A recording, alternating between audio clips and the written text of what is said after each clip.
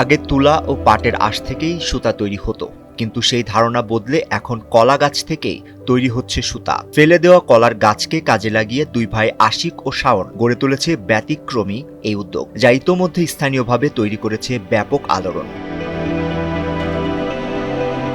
YouTube দেখে অনুপ্রাণিত হয়েই শুরু, আর সেই ছোট উদ্যোগে এখন রূপ নিয়েছে একটি পূর্ণাঙ্গ সুতা তৈরির কারখানায়। গাইবান্ধা সদর উপজেলার কোরমনয় গ্রামের দুই ভাই আশিক ও শাওনের এই ব্যতিক্রমী উদ্যোগ ইতোমধ্যে স্থানীয়ভাবে তৈরি করেছে নারী পুরুষের কর্মসংস্থান। মানুষ না বুঝে না জেনে ফেলে দেয়, আসলে এটা ফেলে দেওয়া জিনিস না, এটা অনেক ভালো জিনিস। এটা থেকে যে ফাইবারটা আসে, ওই ফাইবারটা অনেক উন্নত মানের ফাইবার।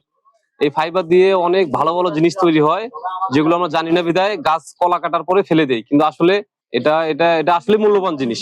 তো ইনশাল্লাহ আমাদের চেষ্টা আছে আমরা বেশি লোক, আরো অনেক লোক কাজ করবো। তো এই যে ফেলে দেওয়া জিনিস থেকে যদি একটা গ্রামের বা পাশাপাশি একটা শহরের যদি অনেক লোক আমরা কাজ করতে পারি এক জায়গায়, তো এটা আসলে অনেক ভালো। চাকরি পিছনে না ছুটে এই যে এই কাজটার প্রতি একটু ফোকাস রাখছি। যদি এই কাজের মাধ্যমে যদি আরো 8-10 জন 15-20 জন লোকের যদি কর্মসংস্থানের ব্যবস্থা হয়, তাহলে আমার এই কাজটাই ভালো।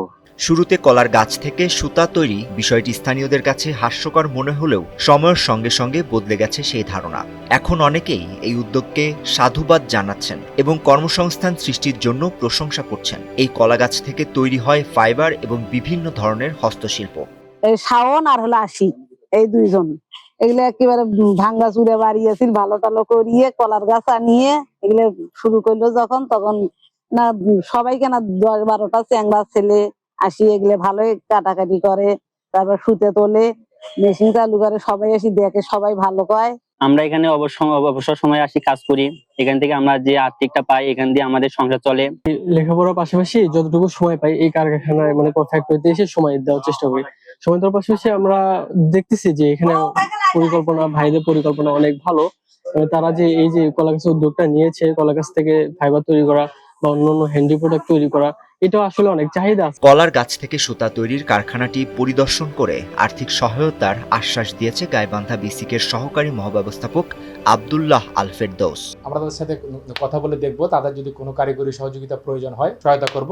কিছু কিছু ক্ষেত্রে পাটের বিকল্প হিসাবে ব্যবহার করা যাবে বলে আমরা আশা করছি, এবং জিনিসটা দেখতে সোনালী আঁশের মতোই অনেকটা চকচক করে এবং রোদে শুকালে এগুলো ইয়ে হয়, উজ্জ্বল হয়। তাদেরকে আমরা আমাদের কারিগরি সহযোগিতার পাশাপাশি আমাদের যে অন্য সহযোগিতাগুলো আছে বা তাদের প্রয়োজন হলে আমরা তাদের চাহিদা মতো বা আমাদের সুবিধা মতো যে সুযোগগুলো আসবে তারা আমরা তাদেরকে সরবরাহ করে থাকবো।